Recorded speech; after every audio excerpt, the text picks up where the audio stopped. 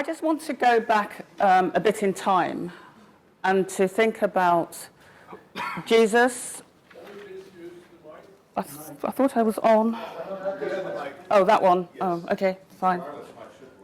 Okay, so I want to go back a bit in time and think about Jesus before he came to Urantia. I think Christian has alluded to this in his presentation.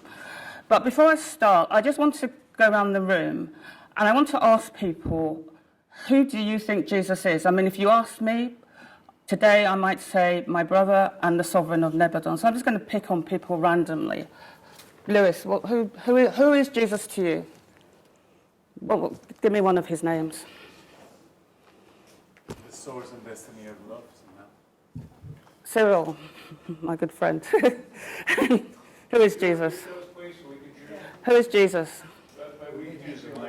He said the source of destiny and love. Just shout it out. Who is Jesus? Carpenter of Nazareth.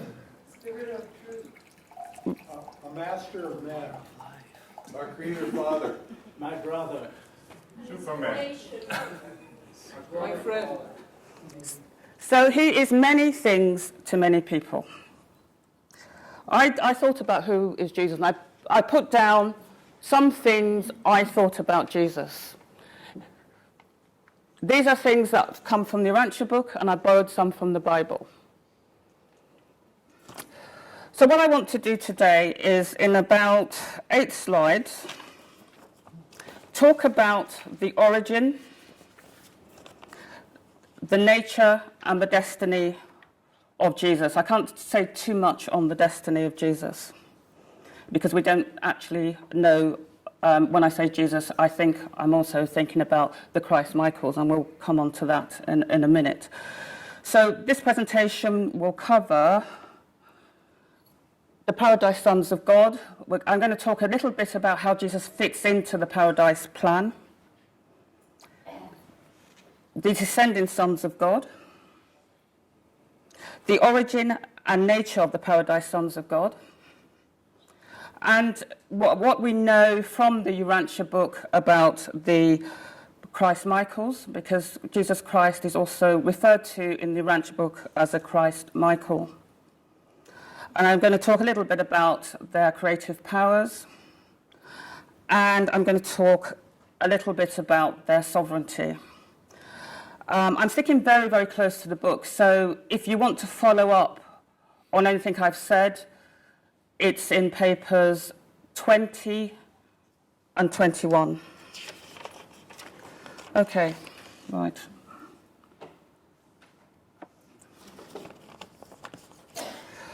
Well, there are sons of God. We are sons of God too.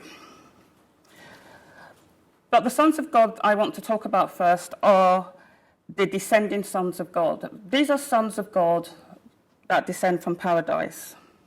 They are much more directly created by God.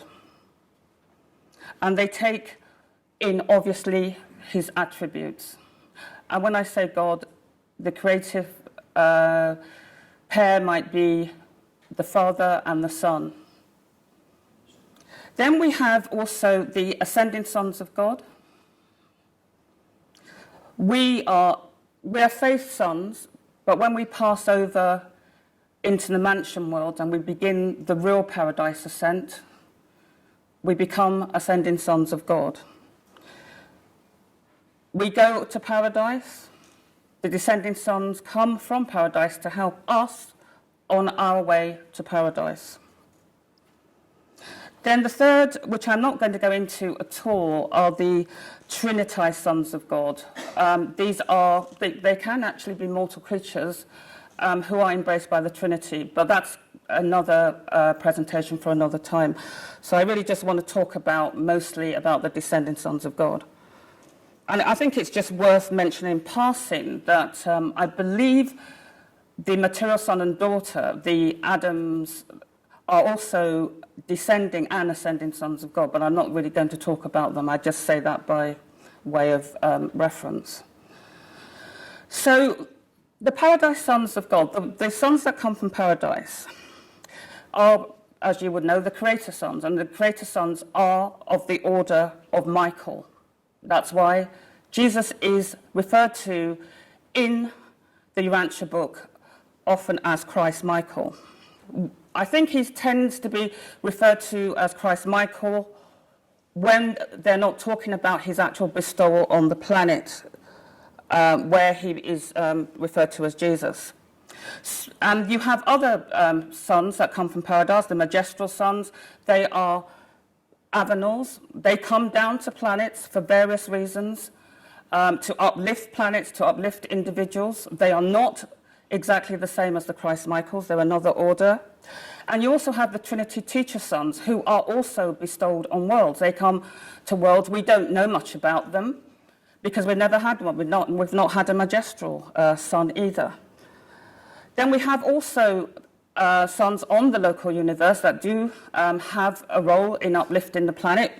The Melchizedek, Father Melchizedek Machiventa, came to this planet on an emergency mission. Then we also have the Vorondadek sons. They are referred to as the Most Highs. Our Vorondadek son, unfortunately, became one of the most lows, but we won't go into that. Then we have the Lananadek sons, who are planetary princes, who are also charged with uplifting the world. They come down. They mostly, from what I can gather, work with fairly primitive man to teach very basic skills.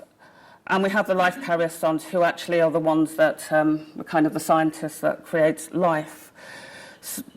So basically, what you have, I think, on worlds of time and space, evolutionary worlds, is an opportunity to evolve. You go so far through evolution, then you get certain uplifts through revelations. There's only so much you can achieve through pure evolution. There comes a point where you need a revelation of God from above, and this is what the descending sons of God do. I don't know how much time I will have. I think I might jump one. 20 minutes left. Oh, I okay. tell you when. Oh, right, okay. Right, okay. I might not spend too much on this. Okay, because I was talking about the origin and destiny of the various sons of God.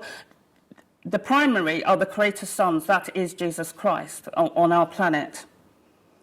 And his origin is the Father and the Eternal Son, which is a combination of love and mercy. So if you think about Jesus' career on this planet, it really was about love and mercy.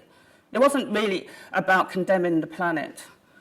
In fact, when I started to read the Bible, I don't recall Jesus Christ saying that I'm going to come back and judge the quick and the dead. I may have missed something, but I'm not personally persuaded he said that.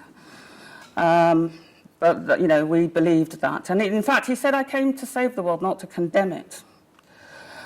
The Creator Sons create local universes. I'll talk about that in a few minutes. And they can bestow their spirit, the spirit of truth, which directs us towards the truth.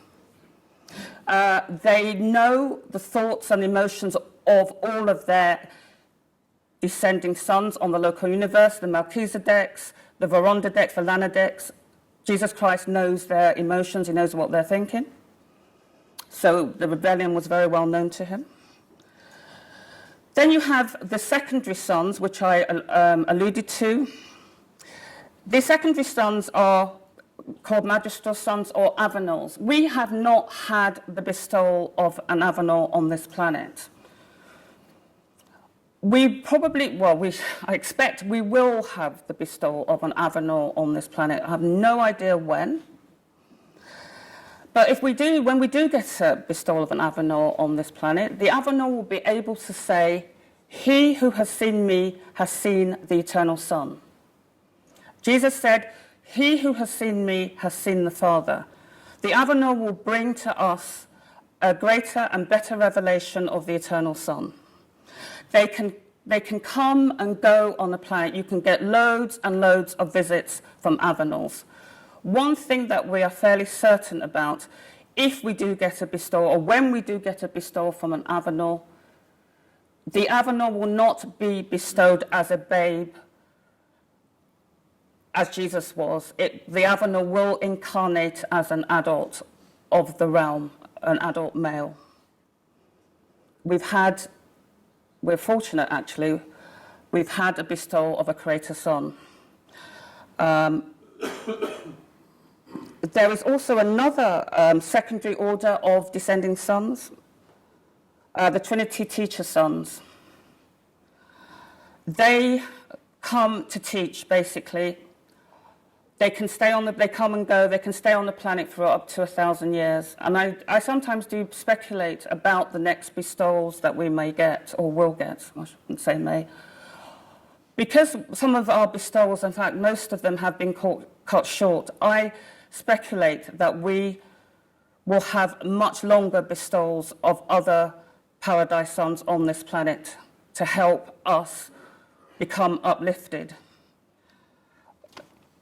There is much wrong with Revelations, I accept, it's fragmented, but it does, I think they're fragments of truth, but it does envisage somebody from paradise being on this planet for 1,000 years. We'll have to see, I don't know. It's just my pure speculation. Right, so I really want to talk now more about the Michaels, because that's what we're talking about today. Let's see where we go. Okay, I just wanted to say something, actually. I've never actually won the lottery. To be honest, it's not surprising that I've not won the lottery. I really don't go in for it. But I think I might have a 1 in 10 million chance of winning the Euro jackpot. Well, we had a 1 in 10 million chance of getting a Creator Son as a bestowal. So there's, I don't feel so unlucky.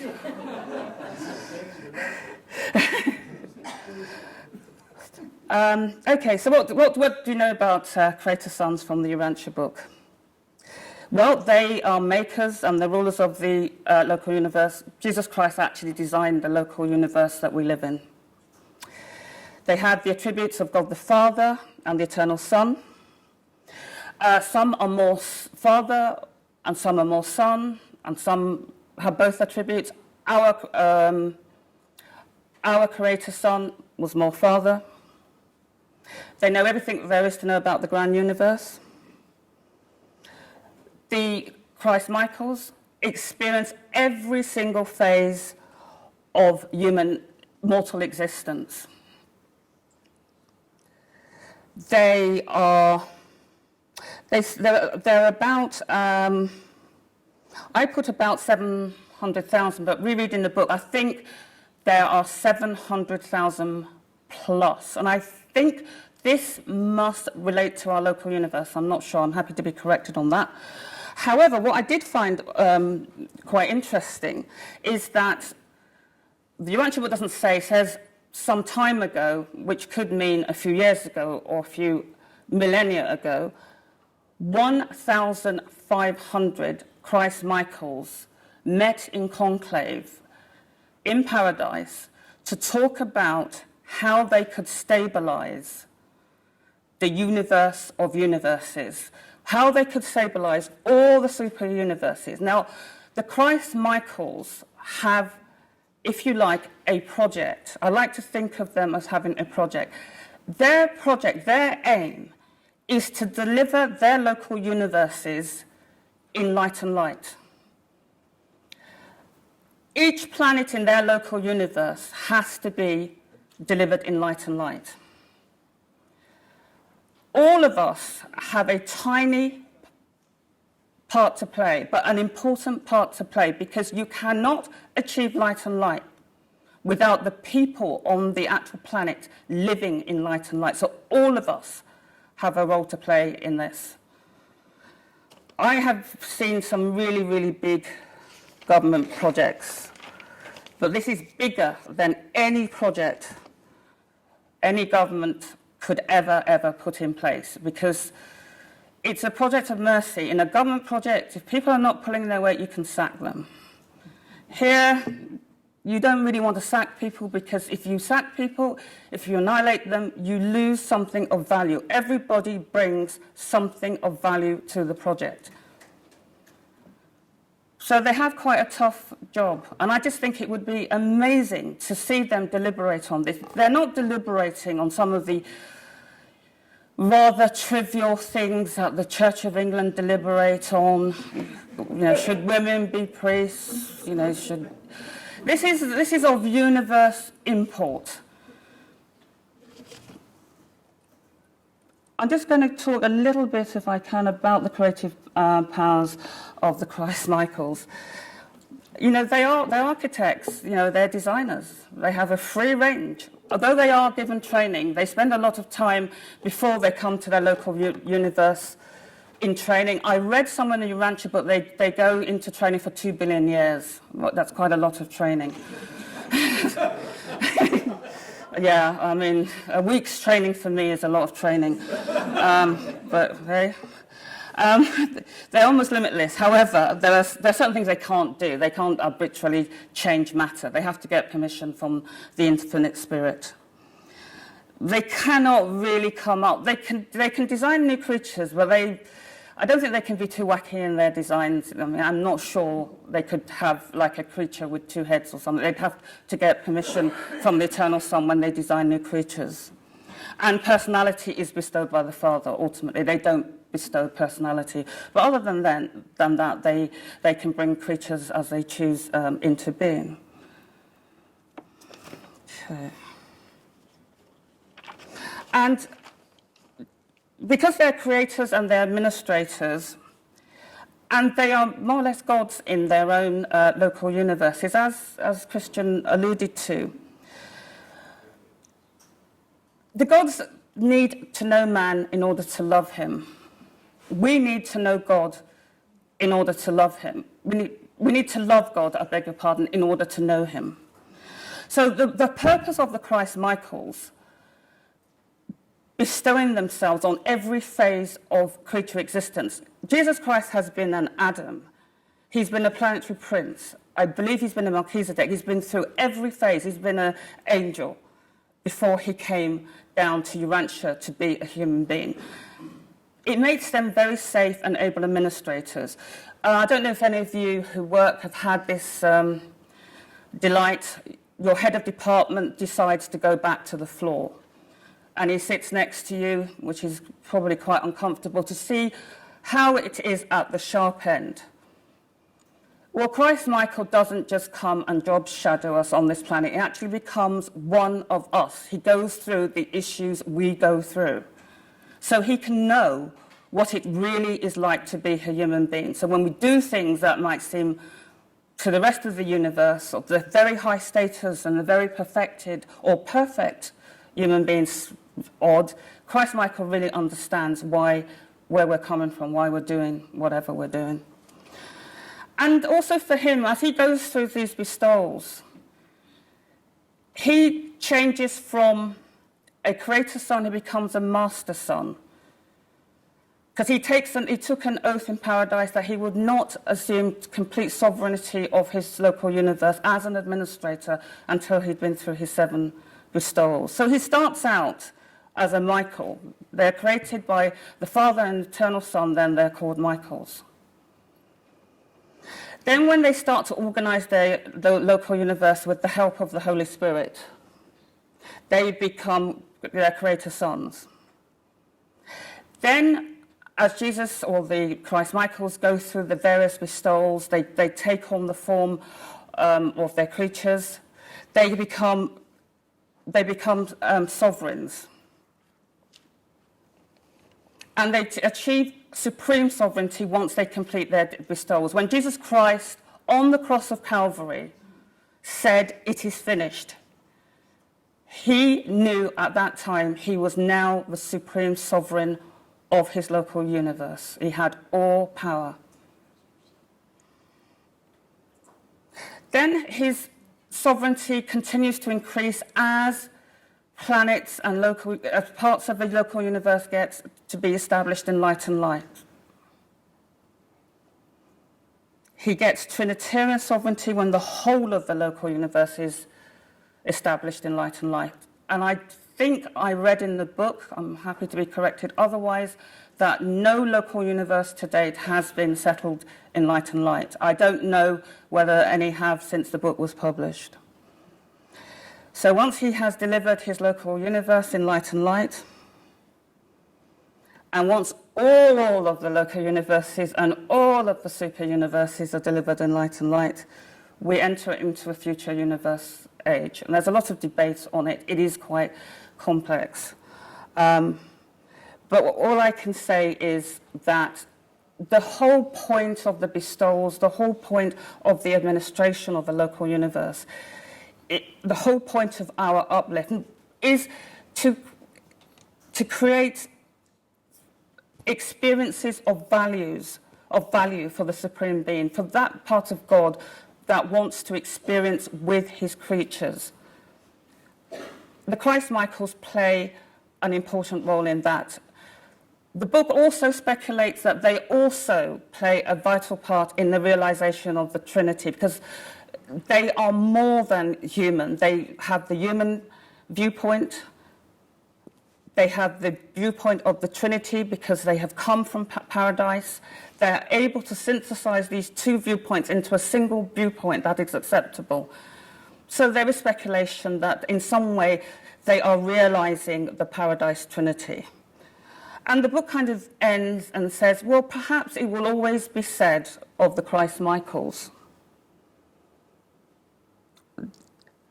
they will forever be the truth, the way, and the light, even in future universe ages where the whole evolutionary process starts again. And I wanted to end my presentation on that point, and I'm grateful to you for listening to me. Thank you.